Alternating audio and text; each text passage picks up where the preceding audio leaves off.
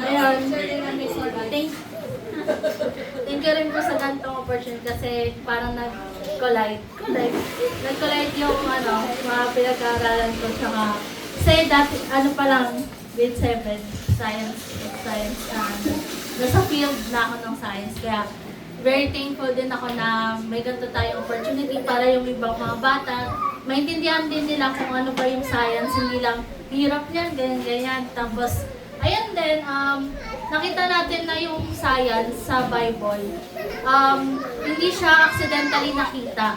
Kasi yung mga, para sa akala mo ng iba, yung mga theory or yung mga laws na alam na natin ngayon, per chance lang nila nalalaman yun, yung mga yun yung thermodynamics, hindi nila nalaman yun na, ganito yun, pero dahil meron silang merong chance lang sila na nakita nila yun, doon lang nila nakita. Pero sa Bible, nakita natin na parang ito talaga yung fact. Parang sinabi na talaga na sa Bible, ganun talaga yun. Parang hindi na sila, baka ganito to, baka ganito to. Hindi. Parang sinabi na ito yun, fact na siya. As in na parang yun na yung totoo na yun yung nakita natin na yung Bible talaga is yun yung talaga yung parang authority din ng science. Kasi sa pagkakalam ng iba, may mga bad science talaga.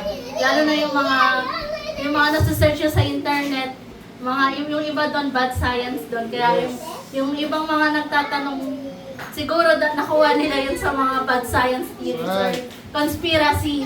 Yan yung pinakakalaban din ng science, yung conspiracy. Kasi madaming mga nalalaman yung tao, tapos sasabihin nila, ito na yung totoo, parang sinatayuan nila. Pero dahil meron na tayong Bible ngayon, mas masusure natin kung yung mga pinag-aaralan ba natin sa school is connected ba talaga sa Bible, kasi or connected dito sa gawain natin. Kasi malaking tulong din yung sa school, pero makikita natin na dapat nag-i-intercorrelate yung mga knowledge na nalalaman natin sa science kaysa sa Bible din. Kaya pag natin aniin yung science lang as subject, kasi madami tayong matututunan sa science, hindi lang tungkol din sa atin, sa sarili natin, basta kaysa Panginoon din. Yun din yung Tapos,